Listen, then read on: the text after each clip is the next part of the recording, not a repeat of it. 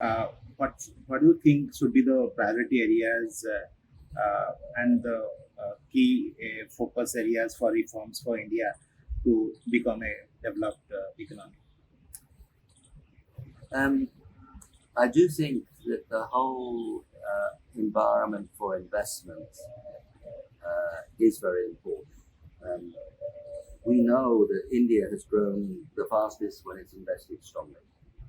And so investment, particularly private investment, is centre stage. So I would focus the first part of an answer to that question on the conditions for investment and how confident people are in uh, getting things done and realizing the returns from their investment. I think the clarity of the tax system is another one. And I do think the GST is a very important step in a good direction. Mhm. So building on that as the basis of taxation, we absolutely do need taxation. Indeed, India needs to increase the share of revenue of taxation in GDP. It's probably 3 or 4% points below where you'd expect a country with that income per capita being. But it now has the tools to do that. But it's important to use them in a simple way, transparent way, so it doesn't complicate people's lives too much. Yeah. So how do you see and how do you rate India's climate actions towards building a green economy and its intention to achieve net zero by 2070? If you look back, I've been to all the COPs since 2006, and I've been coming to India with great cheerfulness and pleasure since 1974. And I think if you look at the Paris Agreement, India was very important in that. Prime Minister Modi was very active in those discussions, and we would not have got a Paris Agreement without the intervention of India, and more than the intervention of India, the enthusiastic participation of India, and that came from, had to, like other countries, that's come to the top. The Glasgow Agreement, which was the next big one, really, last November, Prime Minister Modi's speech setting out this new path for India, setting out his Panchamrit, which included net zero by 2070, but also a lot of actions. The other four were 2030. I think that's very important. So I think India has been a real participant in this story.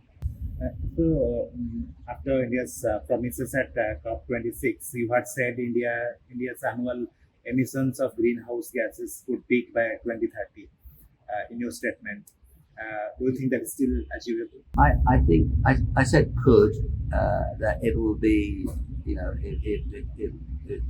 will not be easy, but I think that's a useful target. India is not committed to that, but I think it's one that you have in mind. It won't be easy, given the existing structure of energy supply and given the strong growth that we hope will be there in India. But India's exceeded targets. In these last years, its growth of renewables has been faster than anticipated. So I think it's worth thinking in those terms. But I don't want to pretend it's easy to do. Do you support? There is now a proposal in the EU to put a carbon tax on imports. Do you support that kind of measures? The carbon border adjustment mechanism. I think that a limited form has some logic.